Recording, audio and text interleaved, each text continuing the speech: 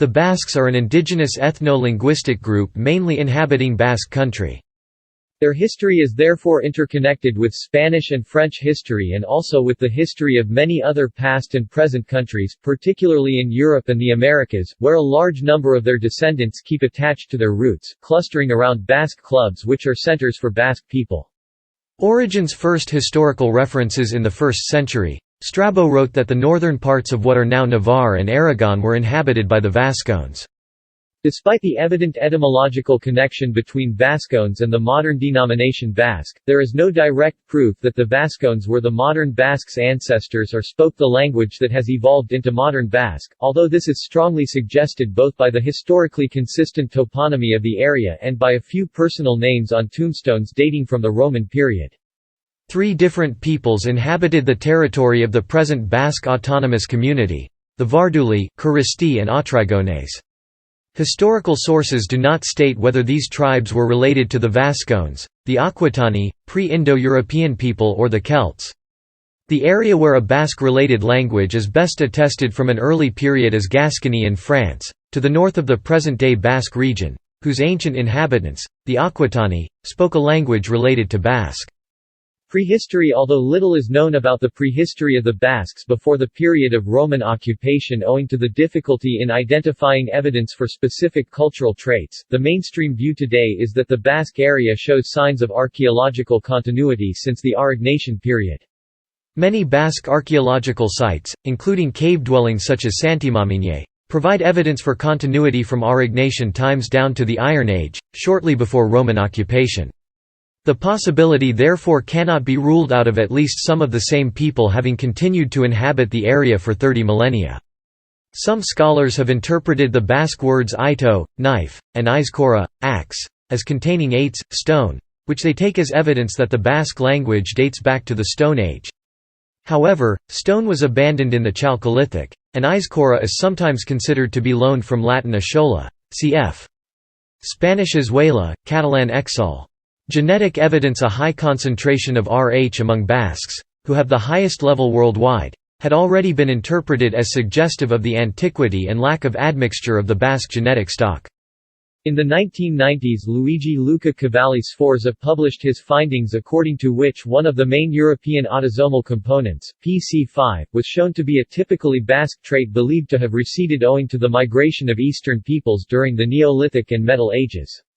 X-chromosome microsatellites also seem to point to Basques being the most direct descendants of prehistoric Western Europeans, having the highest percent of Western European genes, but found also at high levels among neighbor populations, as they are also direct descendants of the same people. However, mitochondrial DNA have cast doubts over this theory.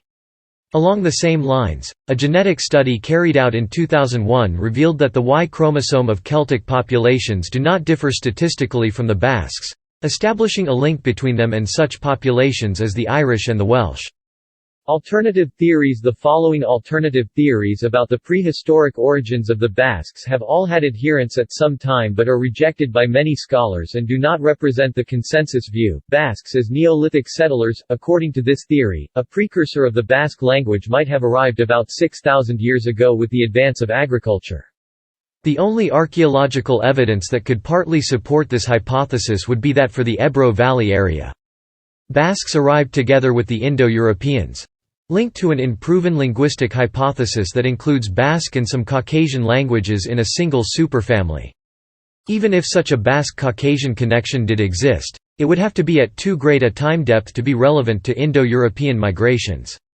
Apart from a Celtic presence in the Ebro Valley during the Urnfield culture, archaeology offers little support for this hypothesis.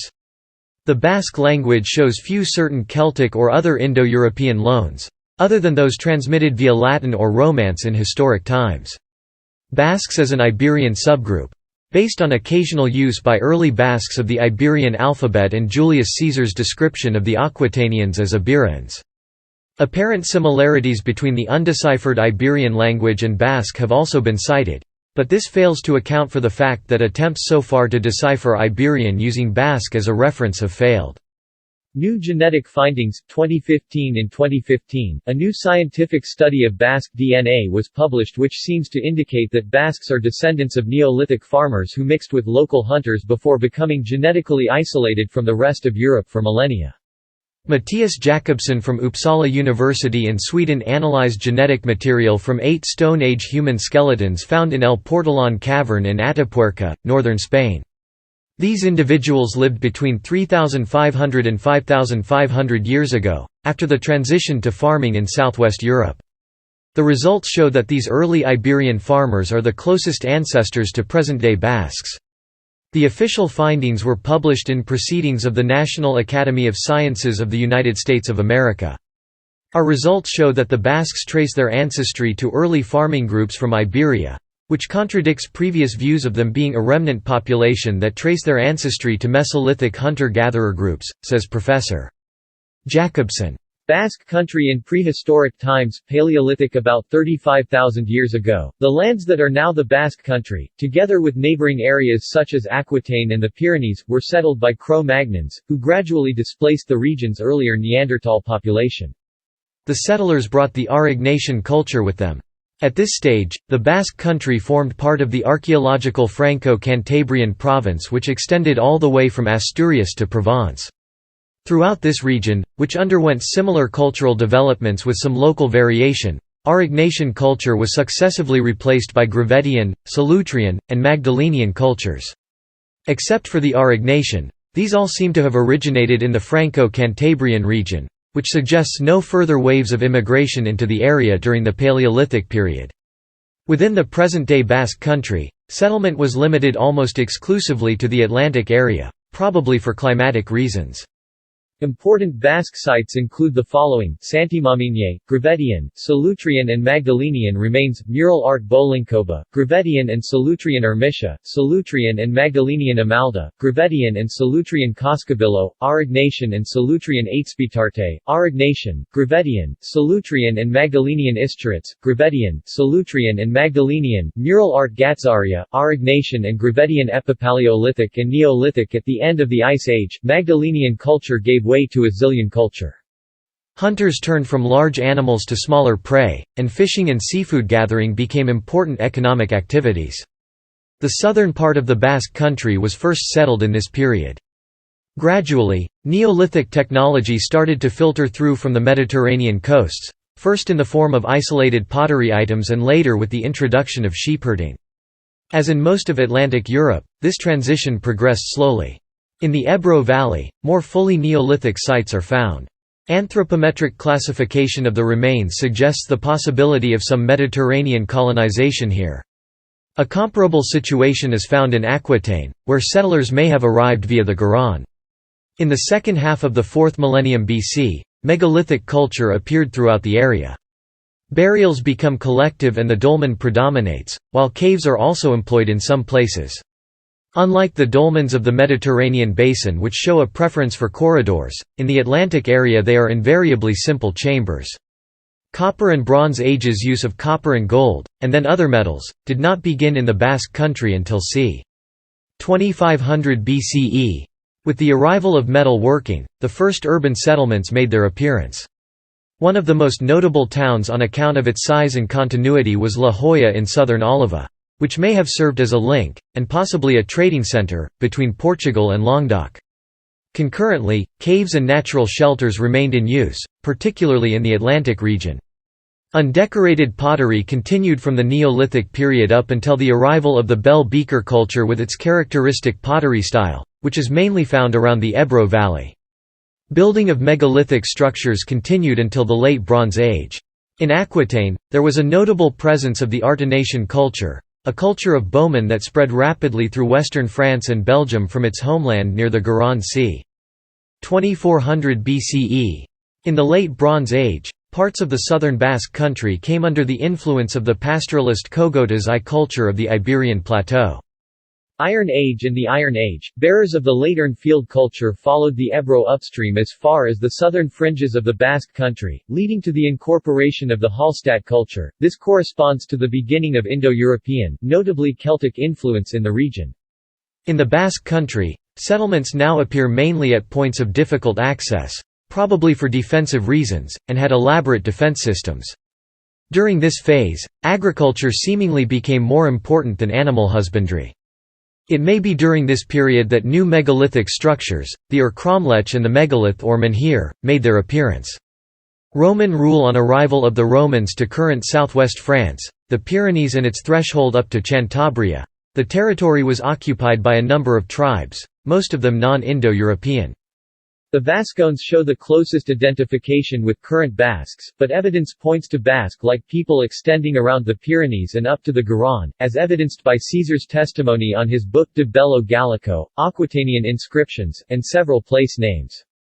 Most of the Aquitanian tribes were subjugated by Crassus, lieutenant of Caesar, in 65 BC. However, prior to this conquest, the Romans had reached the upper Ebro region at the beginning of the 2nd century BC, on the fringes of the Basque territory.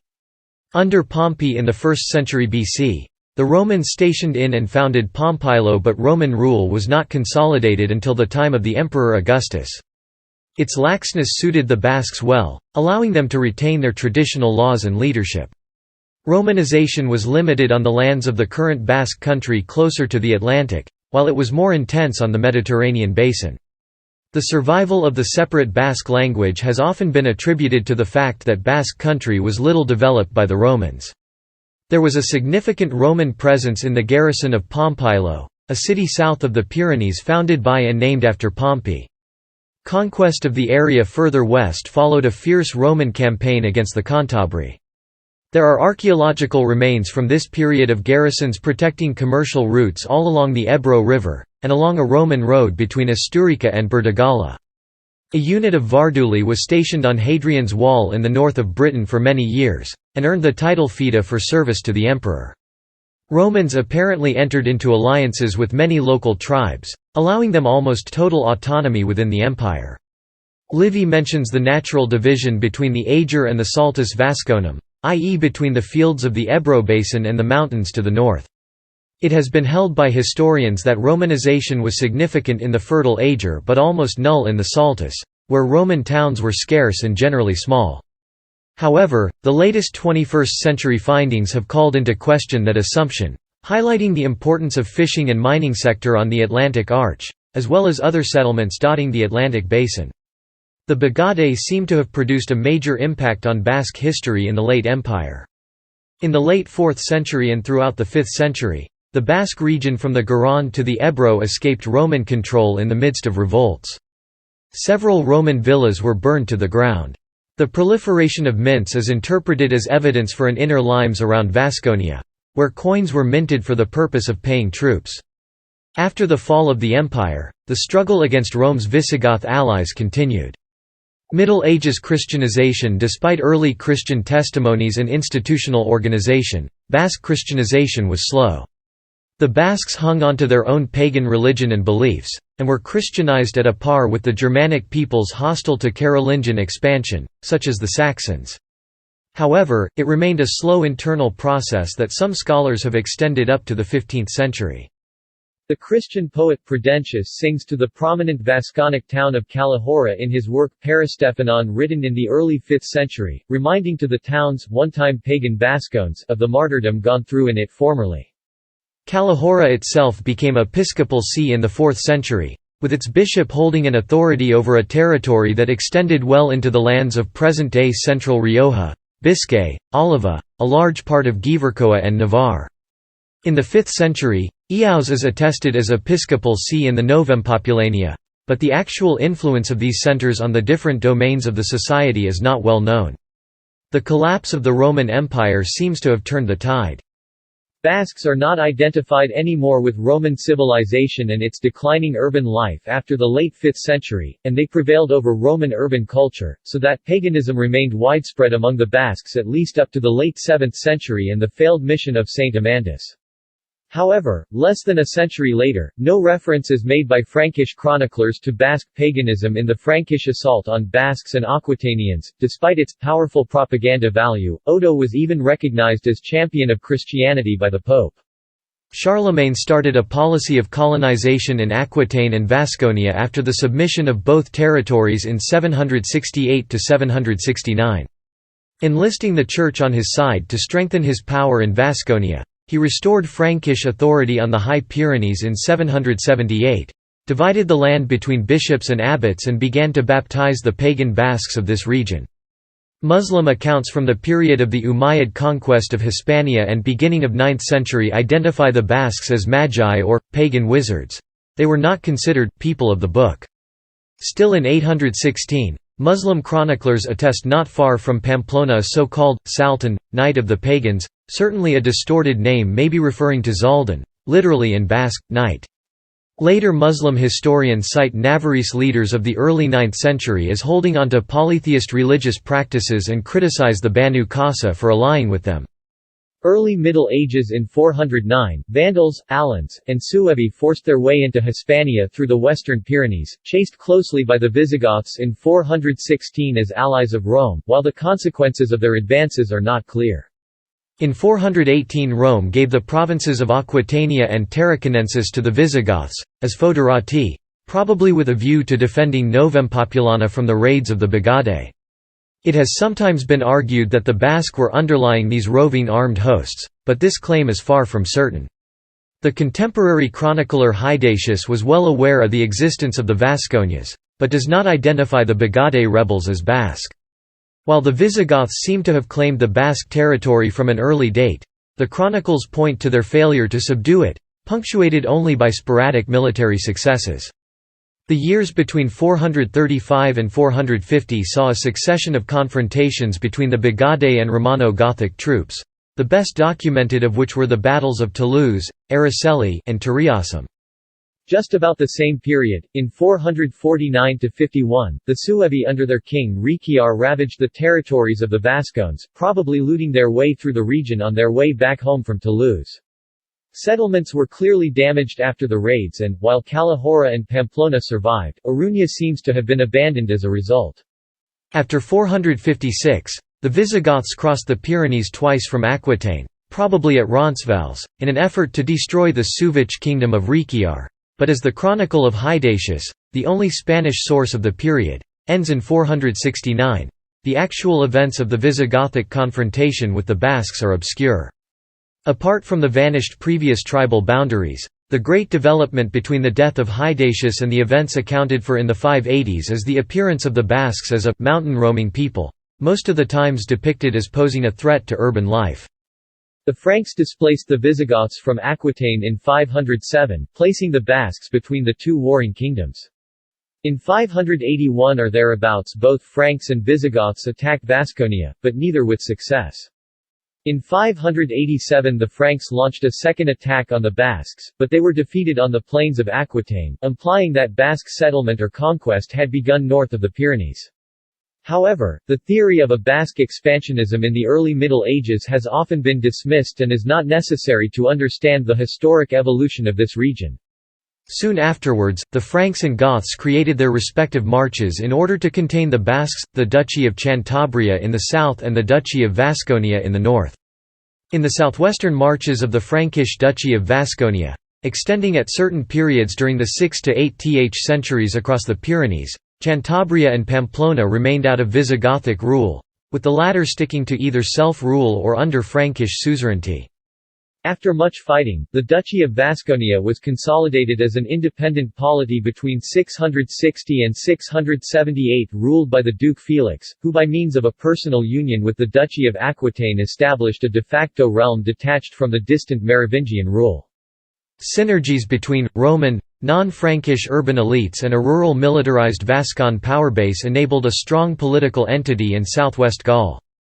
The Basque Aquitanian realm reached its zenith at the time of Odo the Great, but the Muslim invasion of 711, at which time the Visigoth Roderick was fighting the Basques in Pamplona, and the rise of the Carolingian dynasty posed new threats for this state, eventually spurring its downfall and breakup.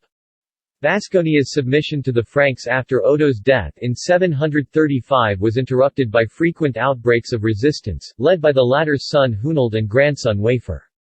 In 762, the hosts of Frankish king Pippin crossed the Loire, attacked Bourges and Clermont defended by the Basques and ransacked Aquitaine. After several military setbacks, the Basques pledged submission to Pippin on the river Garonne. At this time, Vasconia is sometimes mentioned as stretching from the lands of Cantabria in the southwest all the way to the river Loire in the north, pointing to a not preponderant but clearly significant Basque presence in Aquitaine. Vasconia's newly suppressed resistance cleared the way for the Frankish army to deal with Charlemagne's interests in the Spanish marches. After pulling down the walls of Pamplona, Roland's rear guard headed north and were defeated in the First Battle of Ronchevo by the treacherous Basques, as put by Frankish chroniclers, suggesting that the Basques overall and Duke Lupus backed down on their 769 allegiance vow. After 781, tired of the Basque uprisings, Charlemagne appointed no more dukes, instead opting for a direct rule by creating the Kingdom of Aquitaine. The Basque Muslim state of the Banu Qasa, founded c. 800 near Tudela, acted as a buffer state between the Basques and the Cordovan Umayyads that helped consolidate the independent Kingdom of Pamplona after the Second Battle of Ronchevo, when a Frankish expedition led by the Counts Iblis and Aznar was defeated by the Pamplonese and maybe the Banu Qasa, after crossing the Pyrenees, probably in the wake of Basque rebellions north of the Pyrenees. In the west fringes of Basque territory, Oliva arose first in history, attacked by Asturian and Cordovan hosts and comprising a blur territory previously held by the Duchy of Cantabria. After the battle, Aneco Arista reasserted his power in Pamplona c. 824, the Basques managing thereafter to fend off Frankish rule to the south of the Western Pyrenees. The line of the Aristas ruled Pamplona side by side with the Banu Qasa of Tudela up to the decline of both dynasties. When Sancho I Garces rose to prominence in 905, Pamplonese allegiances switched to their neighbor Christian realms, with the new royal lineage starting its expansion south to the territory of their former allies. In 844, the Vikings sailed up the Garonne to Bordeaux and Toulouse and raided the countryside on either bank of the river, killing the Duke of the Basques Seguinum II in Bordeaux. They took over Bayonne, and attacked Pamplona, even taking the King Garcia prisoner, only released in exchange for a hefty ransom. They were to be overcome only in 982 by the Basque Duke William II Sanchez of Gascony, who made his way back from Pamplona to fight to the north of Bayonne and put a term to Viking incursions, so allowing monasteries to spring up all over Gascony thereafter, the first of which was the one of Saint Sever, Caput Vasconiae. William started a policy of rapprochement to Pamplona, by establishing dynastic ties with their rulers. Despite its newly found strength, by the 10th century the territory of Vasconia fragmented into different feudal regions, for example, the viscounties of Sol and Laborde out of former tribal systems and minor realms, while south of the Pyrenees the Kingdom of Castile, Kingdom of Pamplona and the Pyrenean counties of Aragon, Sobrarbe, Ribagorza and Pallars arose as the main regional powers with Basque population in the 9th century. High Middle Ages under Sancho III the Great, Pamplona controlled the entire southern Basque country. Actually, its power extended from Burgos and Santander to northern Aragon. Through marriage Sancho also became the acting Earl of Castile and held a protectorate over Gascony and Leon. However, in 1058, the former Vasconia turned into Gascony, merged by personal union with Aquitaine. William VIII intervened on the dynastic struggles taking place in Aragon and other peninsular kingdoms. But Gascony progressively moved away from the Basque political sphere. Just as its own ethnic makeup, the Basque people increasingly turned into Gascon on the plains to the north of the Central and West Pyrenees. Following Sancho III's death, Castile and Aragon became separate kingdoms ruled by his sons, who were responsible for the first partitioning of Pamplona. Pamplona, the main Basque kingdom, was absorbed and dwindled for the benefit of Aragon. The Kingdom of Aragon itself expanded from its Pyrenean stronghold to the Ebro Valley, so shifting its power base to the lowlands and urban areas, with the Basque language and culture receding at the pressure of the stronger urban population and Latin civilization's prestige encountered at the Ebro Valley. Basque ceased to be the main language of communication in many areas of the Central Pyrenees, and Romance, Navarro-Aragonese, took over instead. The colonizers of the lands conquered to the Andalusian kingdoms brought the new language along, and not Basque. The Kingdom of Navarre was restored in 1157 under Garcia Ramirez the Restorer, who fought Castile for control over its western lands of the realm. In the mid-12th century, Navarrese kings Sancho the Wise and his successor Sancho VII asserted Navarrese authority over central Oliva in their contest with Castile by granting various town charters, i.e. Trevino, LaGuardia, Vitoria-Gasteiz, Bernardo, Antoniana, La Puebla de Arganzon.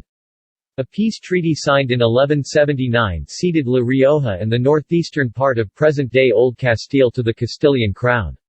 In return, this pact acknowledged that central Oliva, Biscay and Gipuzkoa belonged to Navarre. In 1199, while Navarre's king Sancho VI the Wise was away on a diplomatic mission in Tlemcen, Castile invaded and annexed the western Basque Country, leaving Navarre landlocked. King Alfonso VIII of Castile promised to give the Durangalde, Gipuzkoa and Oliva back, but ultimately that did not happen. However, the Castilian king went on to ratify their Navarrese rights and garner their loyalty. They managed to retain a large degree of their self-government and native laws, which all Castilian monarchs, or their viceroys, would swear to uphold on oath until the 19th century. During the following decades, Castilian kings reinforced their position over Navarre's borders and secured new commercial routes, notably the tunnel route, by chartering new towns, e.g. Trevino, Agarain, Campezo, Canpezu, Coras, Contrasta, Segura, Tolosa, Orduña, Mondragon, Vergara, Villafranca, Artziniga, etc. Basque sailors Basques played an important role in early European ventures into the Atlantic Ocean. The earliest document to mention the use of whale oil or blubber by the Basques dates from 670. In 1059, whalers from Le Perdi are recorded to have presented the oil of the first whale they captured to the Viscount. Apparently the Basques were averse to the taste of whale meat themselves, but did successful business selling it and the blubber to the French, Castilians and Flemings. On the heat of the 1199–1201 Castilian conquests, a number of towns were founded all along the coast during the next 200 years. The towns chartered by the Castilian kings thrived on fishing and maritime trade, as depicted in their coat of arms. The development of ironworks and shipyards added to the Basque naval effort. Basque whalers used longboats or traineras which they rowed in the vicinity of the coast or from a larger ship. Whaling and cod fishing are probably responsible for early Basque contact with both the North Sea and Newfoundland. The Basques began cod fishing and later whaling in Labrador and Newfoundland as early as the first half of the 16th century.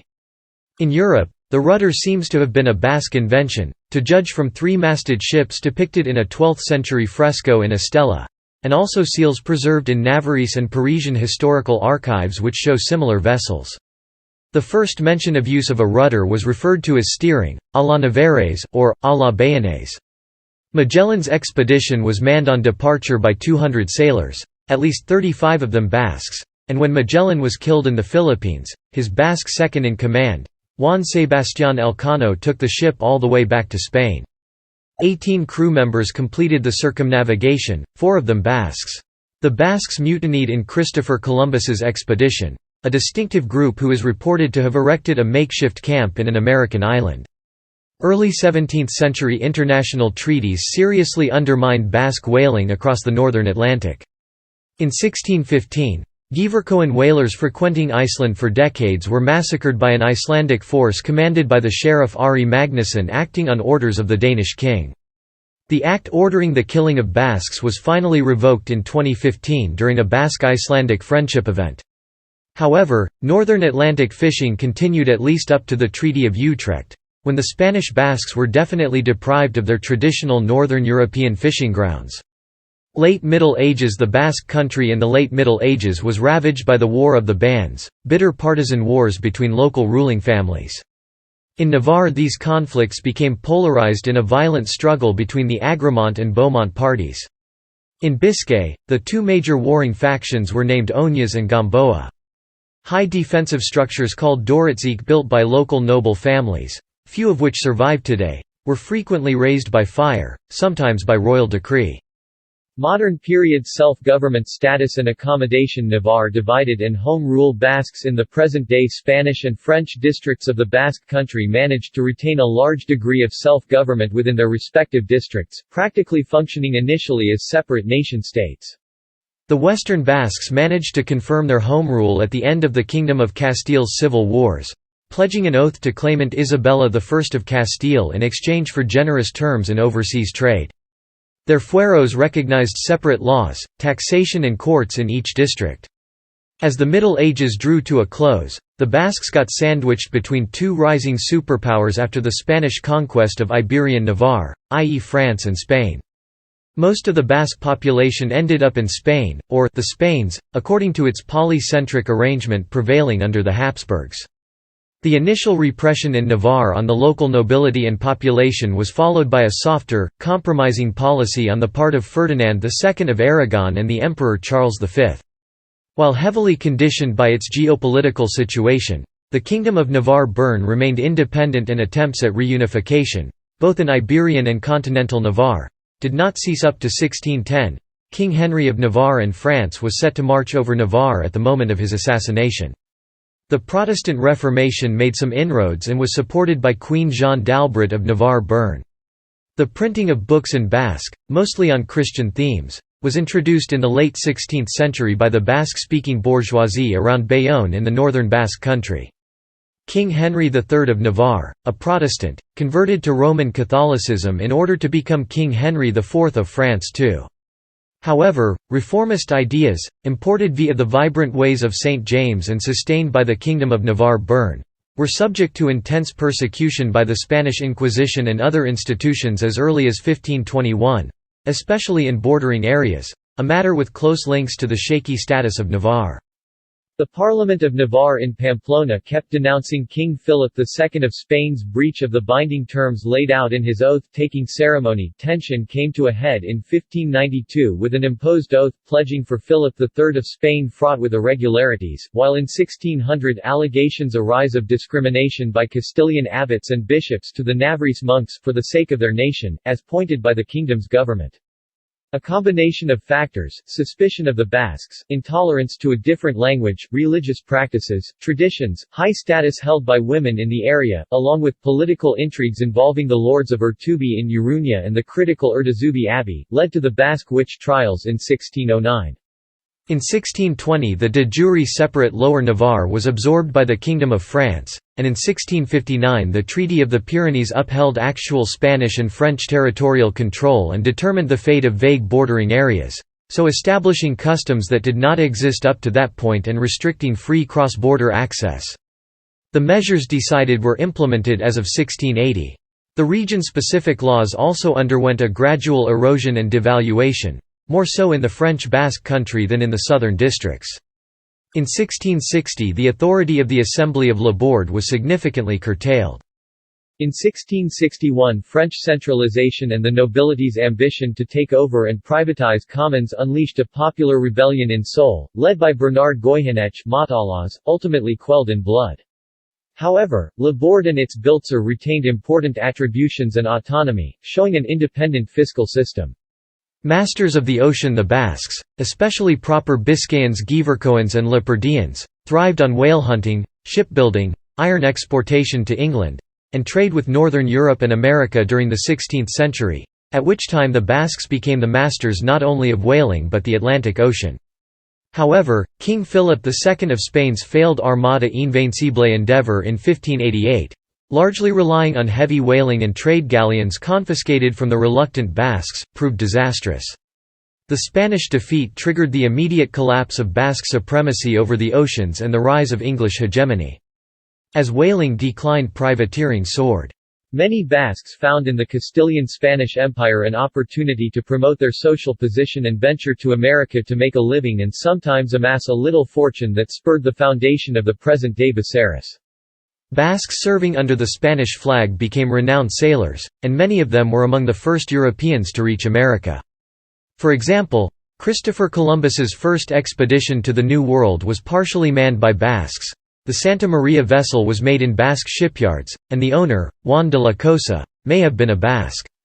Other seamen became renowned as privateers for the French and Spanish kings alike, namely Joan Suhigarechipi from Bayonne and Étienne Pellet, the last privateer. By the end of the 16th century, Basques were conspicuously present in America, notably Chile or Potosi. In the latter, we hear that they went on to cluster around a national confederacy engaging in war against another one, the Vicuñas, formed by a melting pot of Spanish colonists and Native Americans. A Basque trade area. The Basques initially welcomed Philip V, from the lineage of King Henry III of Navarre, to the crown of Castile, but the absolutist outlook inherited from his grandfather could hardly withstand the test of the Basque contractual system. The 1713 Treaty of Utrecht and the 1714 suppression of home rule in the Kingdom of Aragon and Catalonia disquieted the Basques. It did not take long until the Spanish king, relying on Prime Minister Julio Alberoni, attempted to enlarge his tax revenue and foster a Spanish internal market by meddling in the Basque low-tax trade area and moving Basque customs from the Ebro to the coast and the Pyrenees. With their overseas and customary cross-Pyrenean trade, and by extension home rule, under threat, the royal advance was responded by the Western Basques with a trail of machinadas, or uprisings, that shook 30 towns and coastal areas. Spanish troops were sent over, and the widespread rebellion quelled in blood.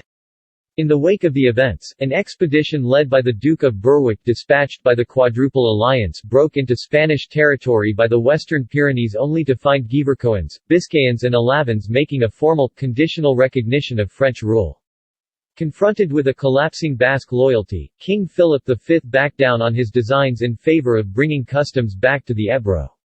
A pardon to the leaders of the rebellion in 1726 paved the way to an understanding of the Basque regional governments with Madrid officials, and the ensuing foundation of the Royal Guipuscoan Company of Caracas in 1728.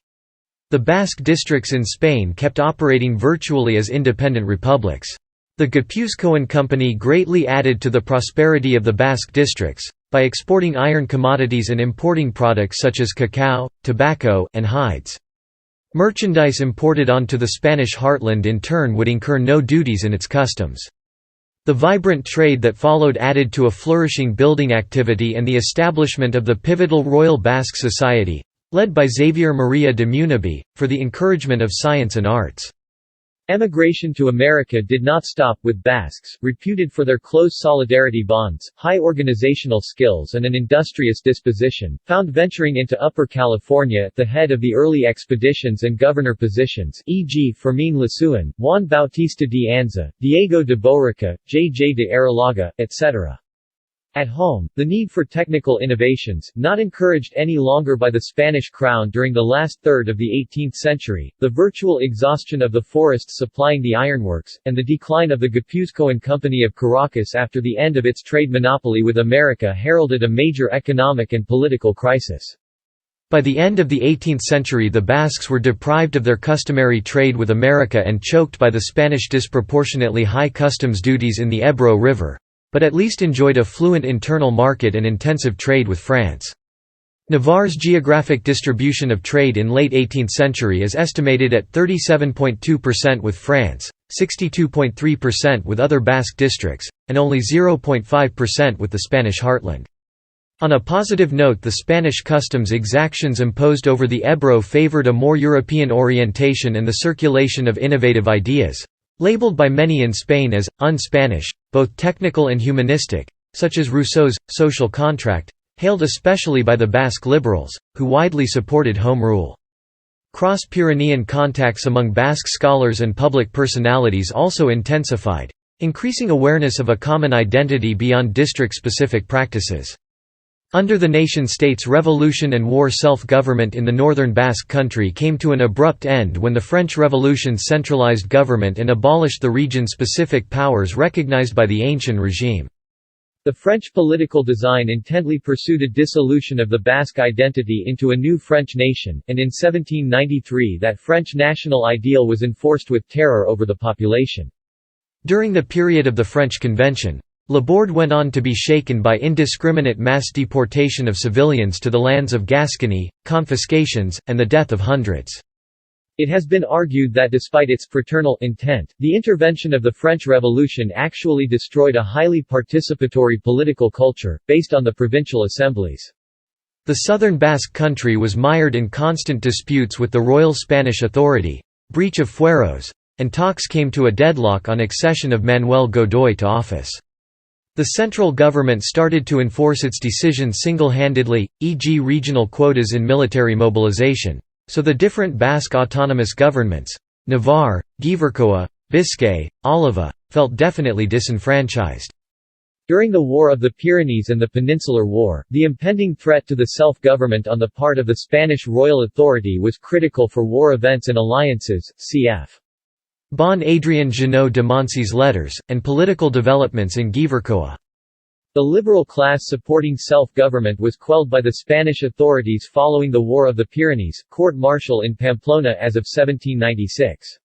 Manuel Godoy's attempt to establish in Bilbao a parallel harbour under direct royal control was perceived as a blatant interference with what were considered internal affairs of the Basques, and was met with the Zamacolada uprising in Bilbao, a broad-based riot including several cross-class interests, violently quashed by the intervention of the Spanish military.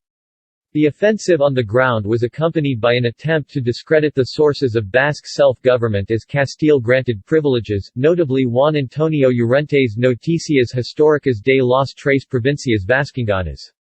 Commissioned by the Spanish government, praised by Godoy, and immediately contested by native scholars with their own works, pp. Astarloa, J. J. Loizaga Castaños, etc. Napoleon, stationed in Bayonne, took good note of the Basque dissatisfaction. While the traumatic war developments above pushed some Basques to counter-revolutionary positions, others saw an option through a project drafted with the input of the Basque revolutionary D. J. Garat to establish a Basque principality was not implemented in the 1808 Bayonne Statute, but different identities were acknowledged within the Crown of Spain and a framework for the Basque specificity was provided for on its wording. With the Peninsular War in full swing, two short-lived civil constituencies were eventually created directly answerable to France, Biscay and Navarre, along with other territories to the north of the Ebro. The Napoleonic army, allowed in Spain as an ally in 1808, at start encountered little difficulty in keeping the southern Basque districts loyal to the occupier, but the tide started to turn when it became apparent that the French attitude was self-serving. Meanwhile, the Spanish Constitution of Cadiz ignored the Basque institutional reality and talked of a sole nation within the Spanish crown, the Spanish, which in turn sparked Basque reluctance and opposition. On 18 October 1812, the acting Biscayan Regional Council was called in Bilbao by the Basque militia commander Gabriel Mendizabal, with the assembly agreeing on the submission of deputies to Cadiz with a negotiation request. Not only did the demand fall on deaf ears, but the Council of Cadiz submitted the military commander Francisco Javier Castaños to Bilbao with the purpose of restoring order. Pamplona also refused to give a blank check. Navarre's deputy in Cadiz asked for permission to discuss the matter and call the Parliament of Navarre, the jurisdictional organ of the kingdom. Again the plea was rejected, with the native commander Francisco Espo y Mina strong in Navarre deciding in turn to forbid his men to pledge an oath to the new constitution. By the end of the Peninsular War, the devastation of the maritime commerce of Labourd started in the War of the Pyrenees was complete, while across the Bidasoa, San Sebastian was reduced to rubble. The restoration of Ferdinand VII and the formal comeback of Basque institutions saw an overturn of the liberal stipulations approved on the 1812 Constitution of Cadiz, but also a serial breach of basic fueros provisions that came to shake the foundations of the Basque legal framework, such as fiscal sovereignty and specificity of military draft. The end of the trienio liberal in Spain brought to prominence the most staunchly Catholic, traditionalists, and absolutists in Navarre, who attempted to restore the Inquisition and established in 1823 the so-called Comisiones Militares, aimed at orthodoxy and scrutiny of inconvenient individuals. Ironically, they and Ferdinand VII ended up implementing the centralizing agenda of the Spanish liberals, but without any of its benefits. First Carlist War and the end of the fueros. Fearing that they would lose their self-government under a modern, liberal Spanish constitution, Basques in Spain rushed to join the traditionalist army led the charismatic Basque commander Tomás de Zumalacárregui, and financed largely by the governments of the Basque districts. The opposing Isabelline army had the vital support of British, French and Portuguese forces, and the backing of these governments. The Irish Legion was virtually annihilated by the Basques in the Battle of Oriamendi. However, the Carlist ideology was not in itself prone to stand up for the Basque-specific institutions, traditions, and identity, but royal absolutism and church, thriving in rural-based environments and totally opposed to modern liberal ideas. They presented themselves as true Spaniards, and contributed to the Spanish centralizing drive. Despite the circumstances and their Catholicism, many Basques came to think that staunch conservatism was not leading them anywhere. After Tomás Zumalacárregui's early and unexpected death during the siege of Bilbao in 1835 and further military successes up to 1837, the First Carlist War started to turn against the Carlists, which in turn widened the gap between the Apostolic and the Basque pro-Fueros parties within the Carlist camp. Echoing a widespread malaise, J. A. Muñagorri took the lead of a faction advocating a split with claimant to the throne Carlos de Borbón under the banner, Peace and Fueros. The dissatisfaction crystallized in the 1839 embrace of Bergara and the subsequent act for the confirmation of the Fueros. It included a promise by the Spaniards to respect a reduced version of the previous Basque self-government. The pro-Fueros liberals strong at the moment in war and poverty-stricken Pamplona confirmed most of the above arrangements, but signed the separate 1841 Compromise Act, whereby Navarre ceased officially to exist as a kingdom and was made into a Spanish province, but keeping a set of important prerogatives, including control over taxation. Customs were then definitely moved from the Ebro River over to the coast and the Pyrenees, which destroyed the formerly lucrative Bayonne-Pamplona trade and much of the region's prosperity. The dismantling of the native political system had severe consequences throughout the Basque Country, leaving many families struggling to survive after the enforcement of the French Civil Code in the continental Basque region. The French legal arrangement deprived many families of their customary common lands and had their family property divided. The new political design triggered also cross-border smuggling, and French Basques emigrated to the USA and other American destinations in large numbers. They account for about half of the total emigration from France during the 19th century, estimated at 50,000 to 100,000 inhabitants. The same fate, North and South America altogether, was followed by many other Basques, who during the following decades set out from Basque and other neighboring ports in search for a better life, e.g. the bard José María y Pereguer, composer of the Guernicaco Arbola, widely held as the Basque national anthem. In 1844, the Civil Guard, a paramilitary police force, was established with a view to defend and spread the idea of a Spanish central state, particularly in rural areas, while the 1856 education reform consciously promoted the use of the Castilian language. The economic scene in the French Basque Country, badly affected by war developments up to 1814 and intermittently cut off since 1793 from its customary trade flow with fellow Basque districts to the south, was languid and marked by small-scale exploitation of natural resources in the rural milieu, e.g. mining, salt extraction, farming and wool processing, flour mills, etc. Bayonne remained the main trade hub, while Biarritz thrived as a seaside tourist resort for the elites. During this period, Oliva and Navarre showed little economic dynamism, remaining largely attached to rural activity with a small middle class based in the capital cities, Vitoria-Gasteiz and Pamplona. The centuries-long forge network linked to readily available timber, abundant waterways, and proximity of coastal harbors saw its final agony, but some kept operating, north of Navarre, Gipuzkoa, Biscay. A critical moment for the development of heavy metal industry came with the introduction in 1855 of Bessemer blast furnaces for the mass production of steel in the Bilbao area. In 1863 the Regional Council of Biscay liberalized the exportation of iron ore, and in the same year the first mining railway line was pressed into operation.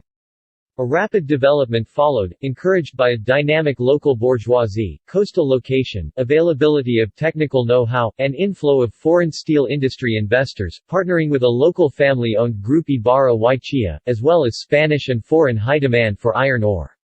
The transfer of the Spanish customs border from the southern boundary of the Basque Country to the Spanish-French border ultimately encouraged the inclusion of Spain's Basque districts in a new Spanish market, the protectionism of which favored in that respect the birth and growth of Basque industry. The Compañía del Norte Railway Company, a credit mobilier franchise, arrived at the bordering town of Irún in 1865, while the French railway cut its way along the Basque coast all the way to Hendaye in 1864. The arrival of the railway was to have a deep social, economic and cultural impact, sparking both admiration and opposition. With the expansion of the railway network, industry also developed in Gipuzkoa following a different pattern, slower, distributed across different valleys, and centered on metallic manufacturing and processing, thanks to local expertise and entrepreneurship. In the run-up to the Third Carlist War, the implementation of the treaties concluding the First Carlist War was faced with tensions arising from the Spanish government's attempt to alter by fez at completes the spirit and print of the agreements in respect of finances and taxation, the crowning jewels of the southern Basque Country's separate status along with the specificity of the military draft. Following the instability of the Spanish Republic and the struggle for dynastic succession in Madrid, by 1873 the Carlists made themselves strong in Navarre and expanded their territorial grip all over the southern Basque Country except for the capital cities, establishing de facto a Basque state with a seat in Estella Lizarra, where claimant to the throne Carlos VII had settled. The ruling Carlist government included not only judiciary arrangements for military matters but the establishment of civil tribunals, as well as its own currency and stamps. However, the Carlists failed to capture the four capitals in the territory, bringing about attrition and the gradual collapse of Carlist military strength starting in summer 1875. Other theaters of war in Spain were no exception, with the Carlists undergoing a wide number of setbacks that contributed to the eventual victory of King Alfonso XII's Spanish army. Its columns advanced and took over Irún and Estella Lizarra by February 1876. This time the rising Spanish Prime Minister Cánovas del Castillo stated that no agreement bound him, and went on to decree the Act for the Abolition of the Basque Charters, with its first article proclaiming the duties the political constitution has always imposed on all the Spanish. The Basque districts in Spain including Navarre lost their sovereignty and were assimilated to the Spanish provinces, still preserving a small set of prerogatives. Late modern history Late 19th century The loss of the charters in 1876 spawned political dissent and unrest, with two traditionalist movements arising to counter the Spanish centralist and comparatively liberal stance, the Carlists and the Basque nationalists. The former emphasized staunchly Catholic and absolutist values, while the latter stressed Catholicism and the charters mingled with a Basque national awareness. Besides showing at the beginning slightly different positions, the Basque nationalists took hold in the industrialized Biscay and to a lesser extent Gipuzkoa, while the Carlist entrenched themselves especially in the rural Navarre and to a lesser extent in Oliva.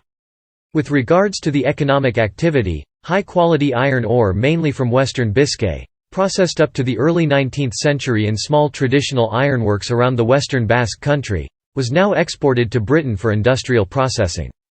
Between 1878 and 1958 million tons of ore were exported from the Basque Country to Great Britain. The profits gained in this exportation was in turn reinvested by local entrepreneurs in iron and steel industry, a move spurring an industrial revolution that was to spread from Bilbao and the Basque Country across Spain, despite the economic incompetence shown by the Spanish central government. Following up economic development started in mid-19th century and given the momentum of the Spanish internal market after the end of the fueros, Biscay developed its own modern blast furnaces and heavier mining, while industrialization took off in Gipuzkoa. The large numbers of workers which both required were initially drawn from the Basque countryside and the peasantry of nearby Castile and Rioja, but increasingly immigration began to flow from the remoter impoverished regions of Galicia and Andalusia.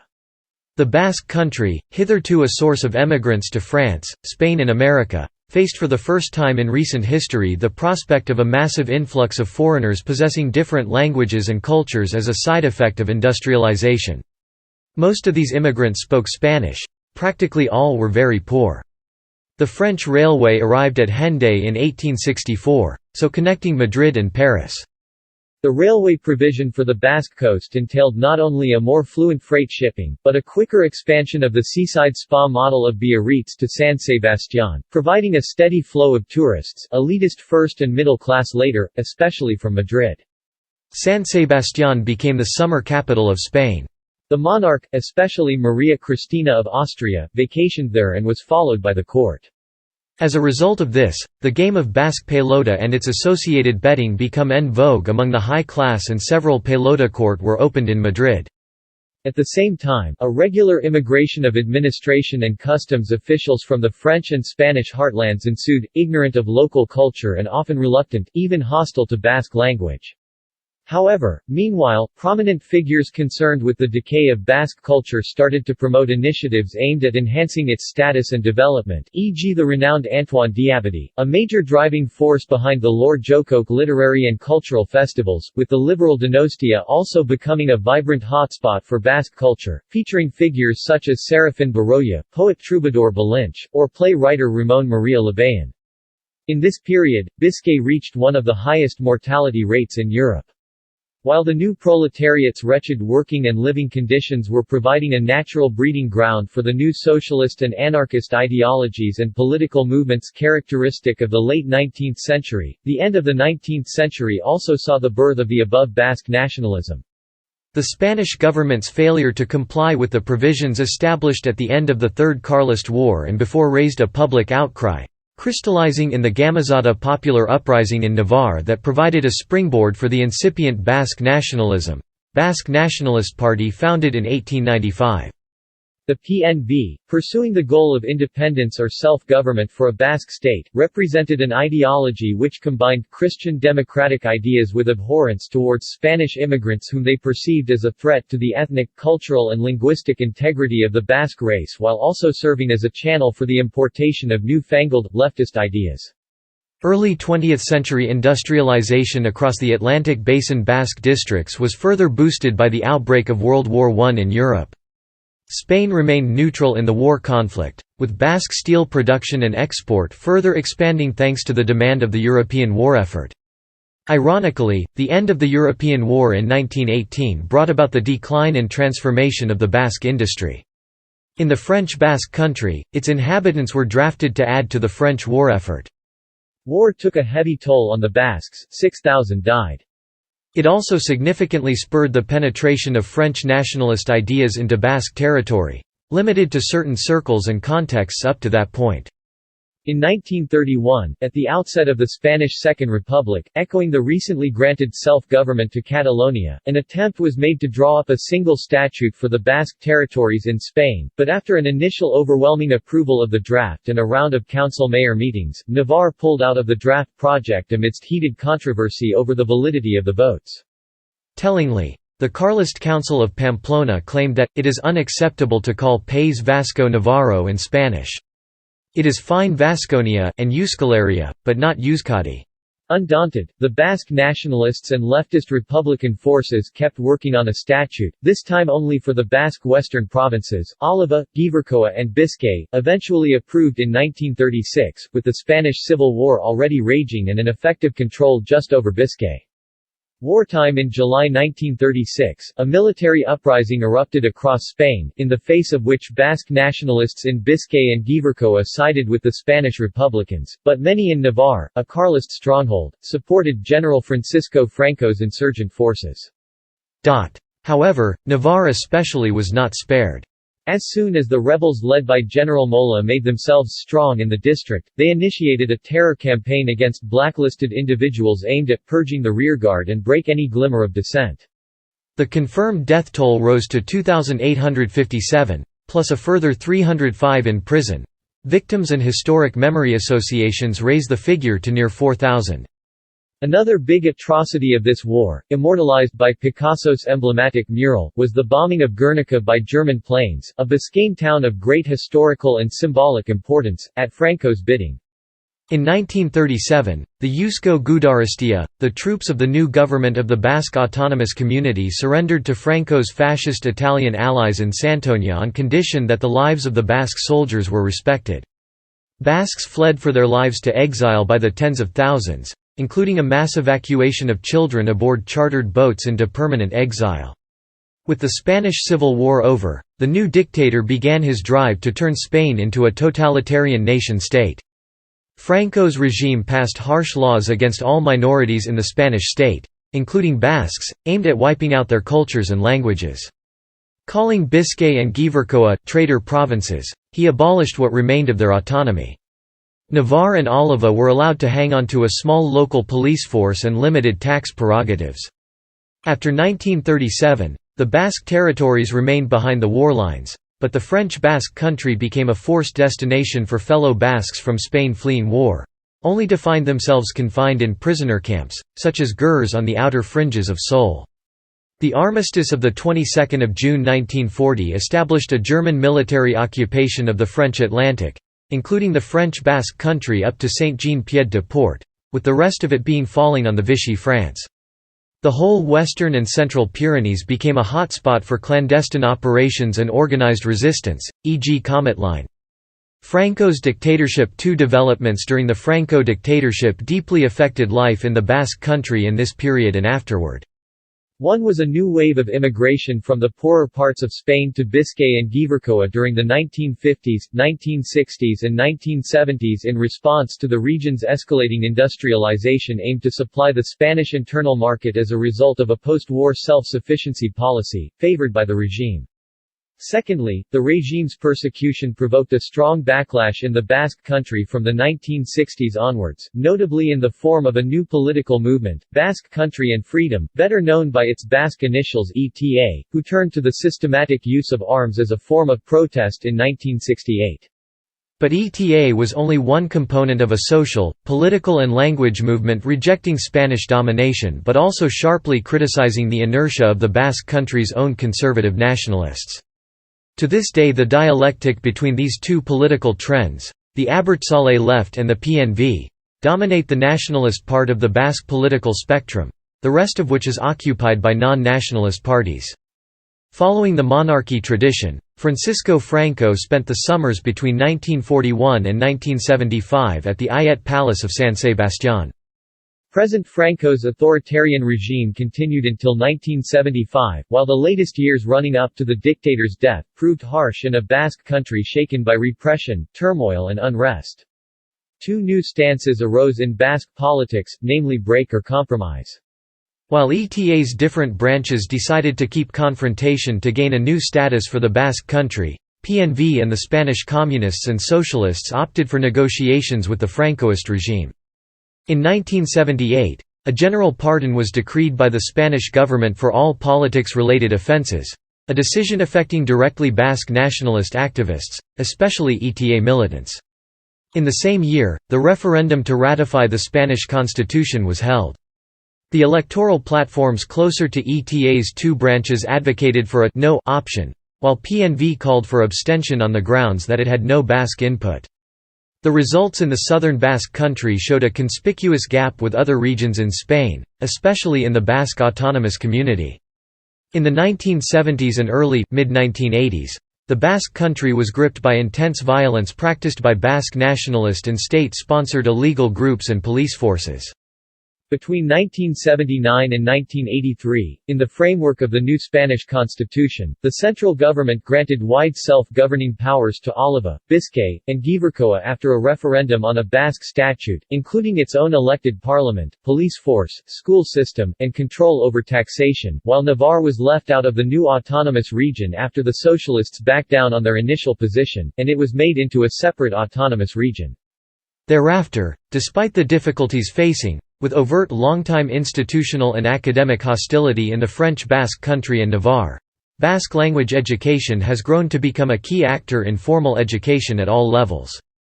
The political events were accompanied by a collapse in the manufacturing industry in the southern Basque Country following the 1973 and 1979 crises. The marked decay of the 1970s put an end to the baby boom and halted the internal Spanish immigration trend started in the post-war years. The crisis left the newly established Basque autonomous government from Vitoria-Gasteiz facing a major strategic challenge related to the dismantling of the traditional shipbuilding and steel industry now subject to open international competition.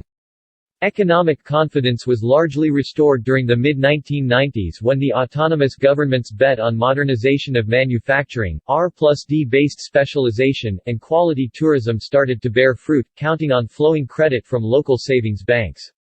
Cross-border synergies between the French and Spanish side of the Basque Country have confirmed the territory as an attractive tourist destination. The 1979 Statute of Autonomy is an organic law of mandatory implementation, but powers have been devolved gradually over decades as a result of renegotiations between the Spanish and successive Basque regional governments according to after-electoral needs, while the transfer of many powers is still due. In January 2017, The first common administrative institution ever was established in the French Basque Country. The Basque municipal community presided over by the mayor of Bayonne Jean-René Echegaray and considered a «historic» event by the representatives.